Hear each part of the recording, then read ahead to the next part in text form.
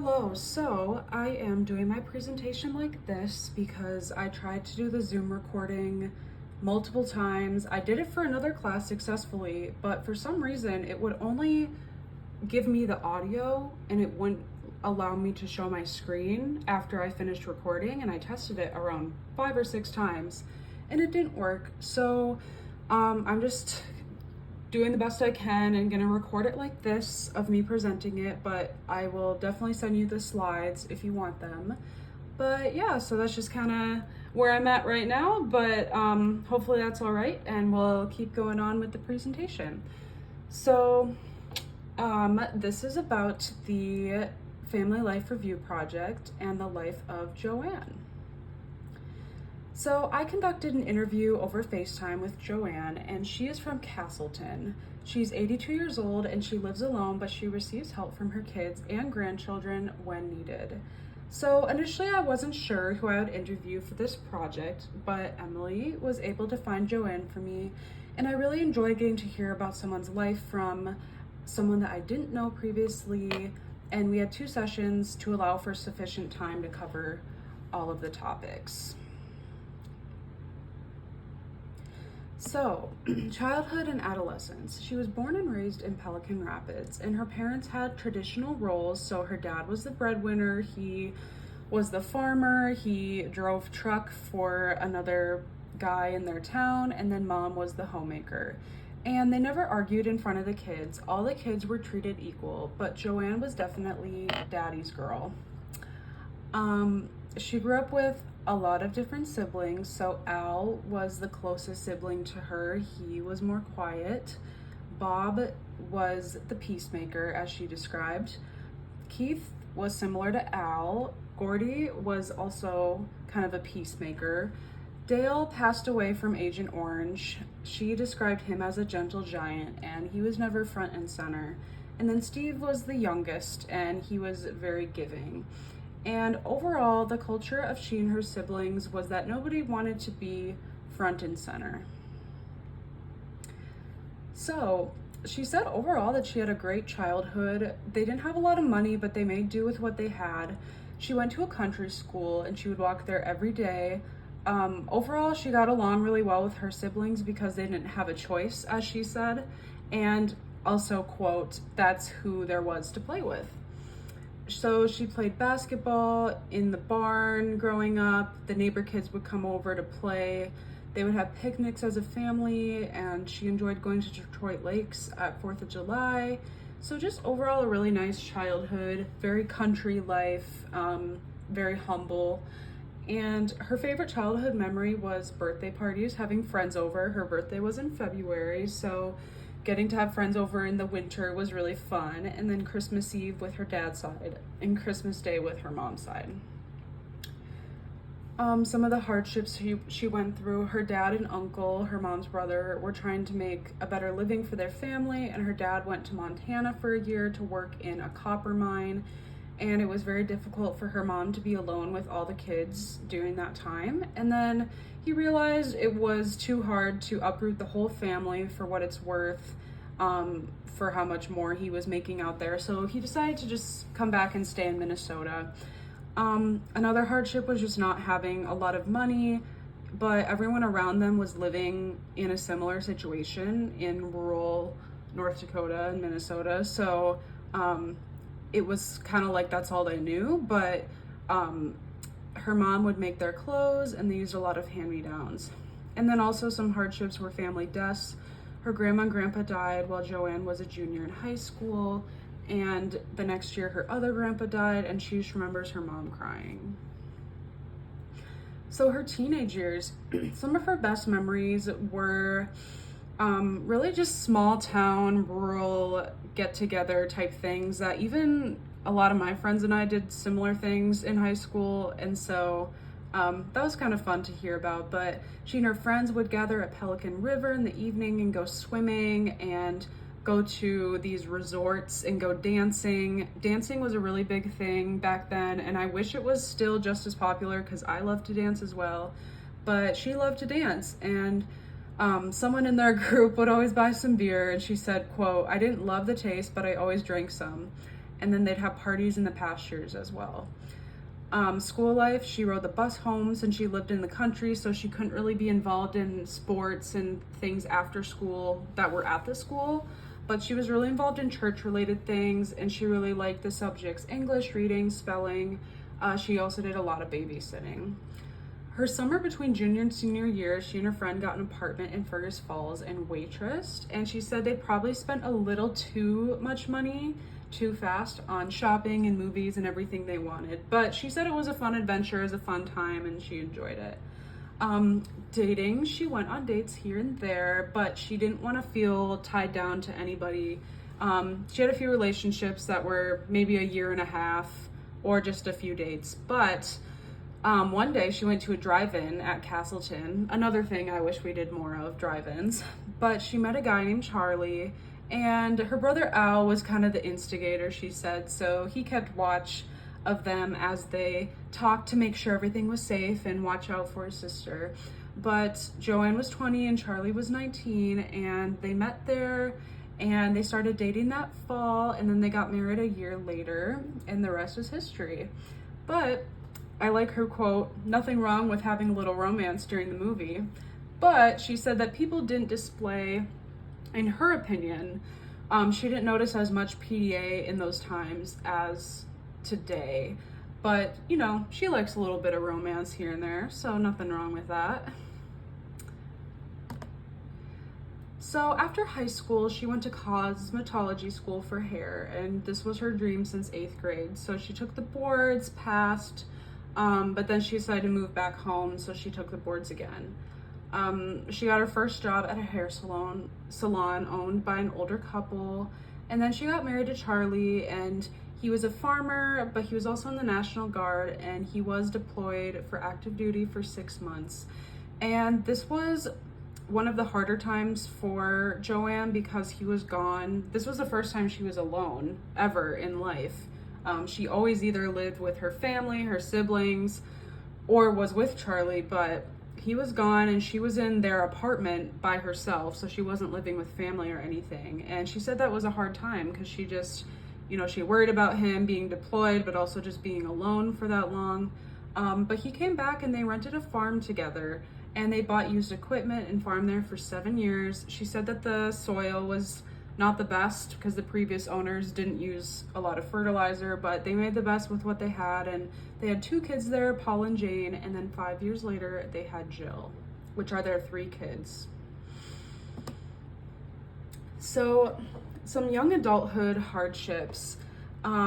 The 6 months, as I said, that Charlie was deployed, and then also after farming for 7 years, the owner of the farm said that she wanted to sell it, and she only gave Joanne and her family 30 days to move, which uprooting your whole life and selling your equipment and finding a new place and packing everything and moving within 30 days is very fast. So that was a stressful time. And they kind of sprung it up on them very fast without any warning. So they had to move. And then it was also difficult because Charlie had arthritis from an accident from when he was younger. So he couldn't really work anymore by the time he was 40. And Joanne decided to go back to work. She also talked about times that she was an EMT, which I thought was pretty cool. I didn't know that. So she did hair and she was an EMT. And later in life, she did data entry. I'm not sure if that was during this time, but she said that she did that as well. And then, so that was hard. And then also her brother was in the war and he died from Agent Orange, which is really difficult. And then they would drive 4 hours to the cities and back to visit him while he was still alive. But that was a hard time as well. Life with teenage kids. She really enjoyed having their house be the place that her kids and their friends met up. They would come over and drink Kool-Aid, play cards, eat popcorn, just be typical kids in the 80s. And then Jane and Jill did a lot of babysitting, played basketball, did cheerleading. Her kids were very involved in sports and extracurriculars, so a lot of the time they went to their kids' games for entertainment. And then her philosophy as a parent was if it's something you don't want us to know about, you probably shouldn't do it. So marriage, so I love these pictures. I think they're very nice. And when asking her about her marriage, she said that how she knew Charlie was the one that she just knew, and he also just knew as well, and they were just soulmates. And she loved to dance, as mentioned before, and so she taught him how to dance, and then they would go to dances every single weekend together, and he actually enjoyed it a lot too. So she wasn't just dragging him along, but he also really enjoyed it. I thought that was really sweet. And she said that she feels marriage gets better with time. She and her husband retired on, I don't know if I'm saying this right, Bijou Lake, and they met some friends there who encouraged them to be snowbirds in Arizona with them. And so they also went to Arizona for the winters for 5 years. So they had a nice retirement.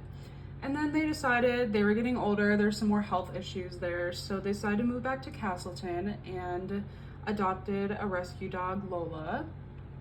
And they went on an Alaskan cruise for their 50th anniversary. I also just forgot to mention from earlier that with the farm situation, kind of backtracking here, they eventually did find a farm in Castleton, so that's why they reside there currently.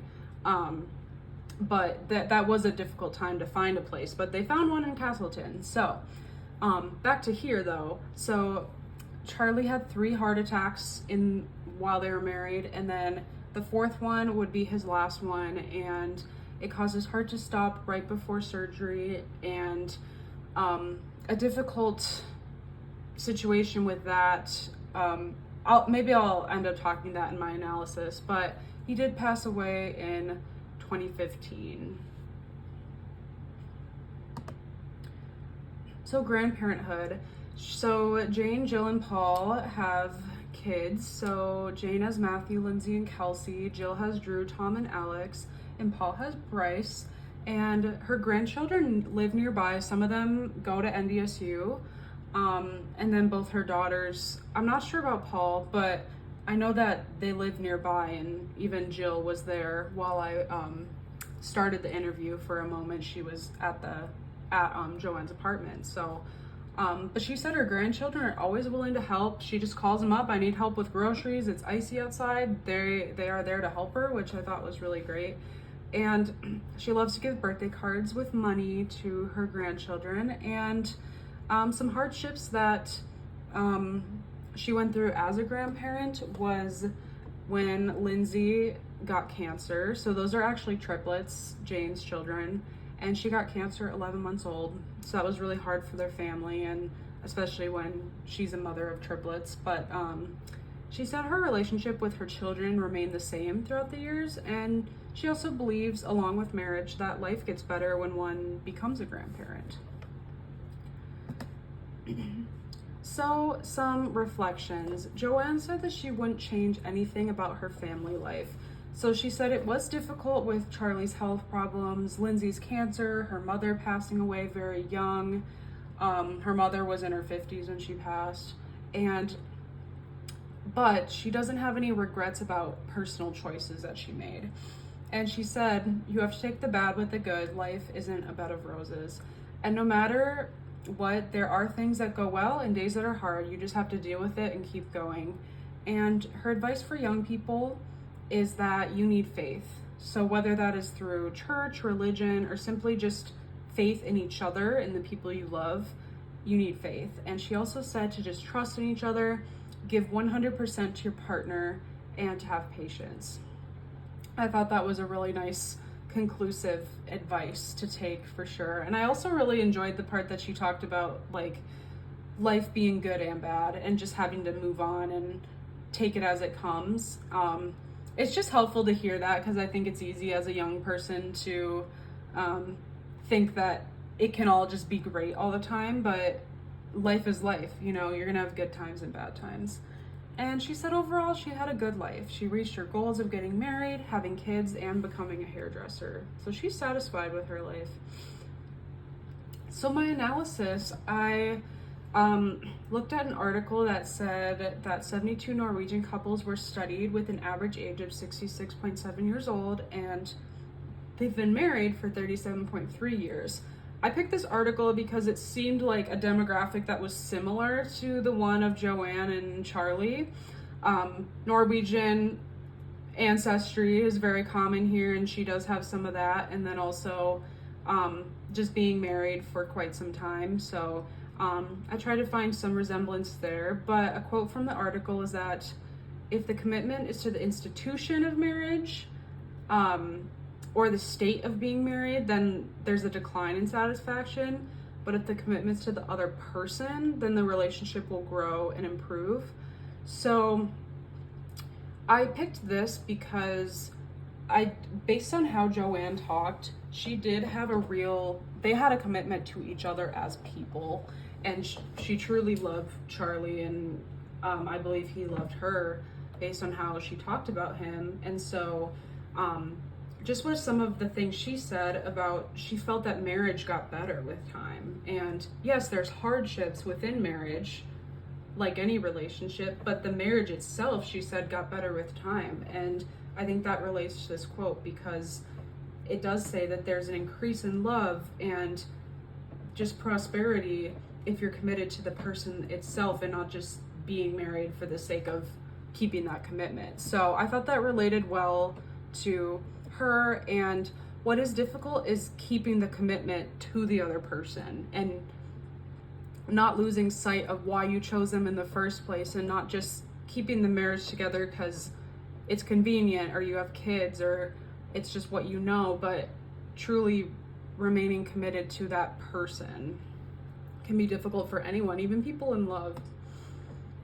Sorry, my voice is getting a little scratchy from talking. And then older age. So another analysis I want to do is on older age. 80+% of elder care is informal, and this was from the slides. So Joanne's daughters informally take care of her when needed. I wouldn't say they are caretakers to the degree of like watching her 24/7 and doing everything for her. She's very independent in her apartment. She does her own laundry, she cooks, she gets groceries, she fares really well. But I would say that she's probably able to be more independent because her family and her grandchildren live nearby. So this is a case of informal elder care. Just that extra security blanket to help her stay independent. And then caregiver burden, the physical, emotion, and financial toll of providing care, which is also from the slides. Joanne was an informal caretaker to her husband in his later life, and that had its ups and downs. And she, what I wanted to talk about from earlier is Charlie was, while he had his heart attack, she and Charlie never really liked the idea of surviving only on machines and only being kept alive because of these big machines in a hospital. But she had the paperwork to be able to make the decision for Charlie to take him off of life support, because that's the decision they both wanted. But the paperwork wasn't processed. She didn't remember to turn it in or something like that. And so he was kept alive on machines for a while, and that was really hard for her because she knew that he was gone.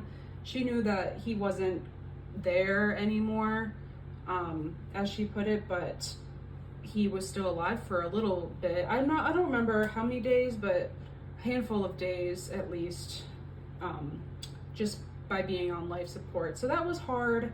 And then she said, not to take this in a bad way, but when he passed away, she was relieved in a sense because he wasn't in pain anymore. She didn't have to worry about him. So in a sense, it was a relief to her for him to pass, but not to be taken in a negative way. But I think that can go back to the caregiver burden of the toll it can take, especially on someone that you love a lot. Okay, grandparenthood. So for grandparents in Germany, more frequent contact and emotional closeness with teenage and adult grandchildren enhances well-being, and decreases loneliness. They're more healthy when they have more contact. And then geographic distance is a key determinant of contact.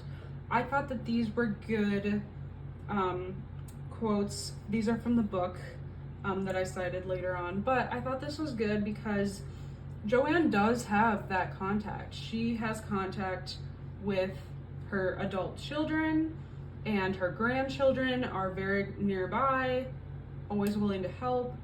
And I asked her, I said, do you like living alone? And she said, yeah, I'm okay here.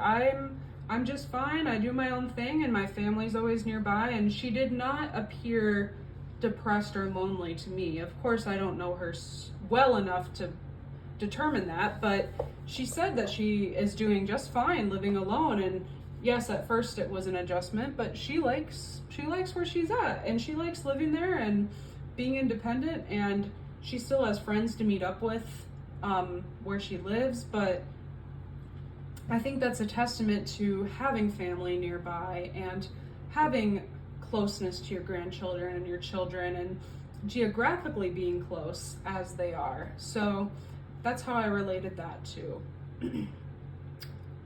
Joanne. And then widowhood. So I looked at a study done in 1977. It's a little old, but I think that a lot of it is still kind of reigns true. So loneliness is the most consistent and frequently reported problem of widows. And in the study that they did, they classified loneliness in a bunch of different ways. She said missing the person, lacking the feeling of being loved, lacking someone to care for, missing the presence of another person in a dwelling unit, inability to make new friends, just wanting to be loved deeply in that same way. And I thought this related to her because, like, initially losing her husband did present some of these things, but at the same time, some of these things are not as prevalent because she has family nearby and because she has social connections where she lives with other peers. So while she misses him, or, you know, it's hard to not have that presence of that person, and like missing the presence in a dwelling unit, for example. She talked about how it was Christmas and someone said, well, who's gonna sit in Grandpa's chair? And they were like, you know what? We'll leave that chair open for him after he passed away. So there's definitely a missing of that presence, but she seems to, 2015 was a little bit ago, but she seems to still be avoiding some of the consequences of the isolation and loneliness because of the connection she has, which is really important to have. And then analysis for siblings.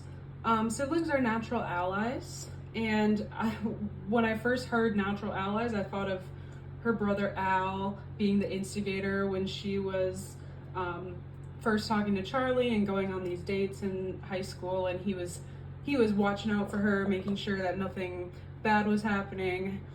And then interaction declines with marriage and parenthood, but connections are maintained.